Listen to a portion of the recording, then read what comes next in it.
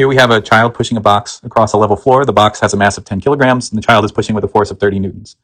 The coefficients of friction are the kinetic coefficient of friction is 0.2, and the static coefficient of friction is 0.3. So we're told that the box starts from rest, and we want to know the acceleration. So before we do anything else, we can draw a free body diagram. So the free body diagram is going to look like this. We have a force of gravity pointing down. We've got the normal force pointing up. The child's pushing force to the right. And the force of friction will point to the left. Now that will be the direction of the force of friction, whether it's static friction or kinetic friction. So we can go ahead and do our net force equation. So first I'll define my x and y axes in the typical fashion. So first I'll start in the y direction. So F net in the y direction, I've got the normal force pointing up, which is my positive direction. I've got the force of gravity pointing down, which is in the negative direction. And then that's going to be equal to the acceleration in that direction. So that's going to be equal to 0. Right? So I know that either way, the box is not going to be accelerating in the vertical direction. And then I can say F net in the x direction is the pushing force is positive, it points to the right, and the force of friction is negative, it points to the left. And then I can set that equal to ma. So that acceleration might be 0, but it might not be. So I can use the variable there and solve for it later. The first thing that we need to check is whether the box will move at all. Right? It's starting at rest, so maybe the child is not pushing hard enough to overcome the force of static friction. So the first thing that I need to ask myself is, what is the maximum force of static friction?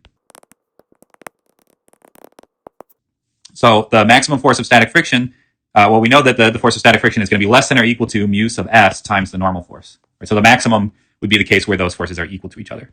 So before I can make this calculation, I have to solve for the normal force. So I can use the equation for F net in the y direction because that involves the normal force. So I can copy that.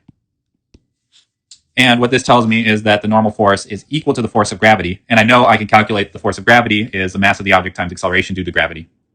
So in this case, because there's no other forces in the vertical direction, the normal force balances out the force of gravity. So I can go ahead and calculate that's 10 kilograms times 9.8 meters per second squared. The maximum force of static friction is mu sub s, so that was 0.3 times 98 newtons.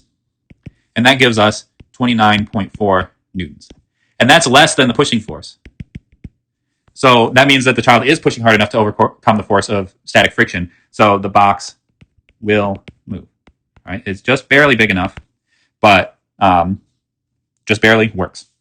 Okay, so now that the box will move, that means that I have to include kinetic friction. And the force of kinetic friction is just going to be equal to mu sub k times the normal force.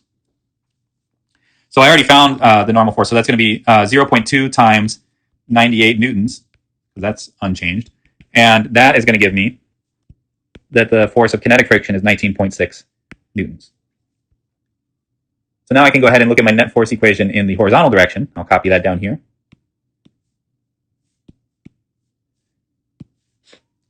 And I'm trying to solve for the acceleration. So I can go ahead and just divide by the mass on both sides. Now it's important to remember that when you divide both sides by something, both of those terms are going to be divided by m. So that gives me an expression for the acceleration. It's the pushing force minus the force of kinetic friction divided by the mass of the object. The pushing force was 30 newtons. The force of kinetic friction we calculated was 19.6 newtons, and then we divide by 10 kilograms. So when we do that calculation, we get an acceleration of 1.04 meters per second squared, but since we only have 2 sig figs, we should round down to 1.0 meters per second squared. Now it's important to remember that once we've analyzed the case of static friction and found that the box will start to move, then when we want to calculate the acceleration, we have to switch to using kinetic friction.